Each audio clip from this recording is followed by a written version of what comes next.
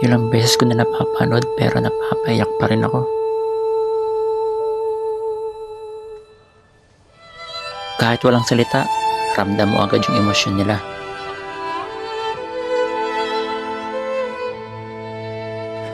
I'm here.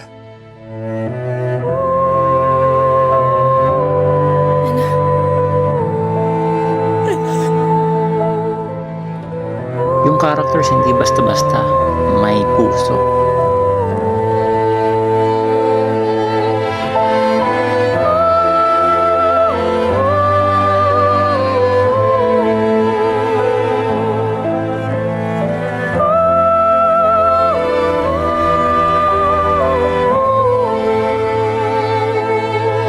Tapos saktong-sakto pa yung music, sakto sa emosyon, talagang madadala ka.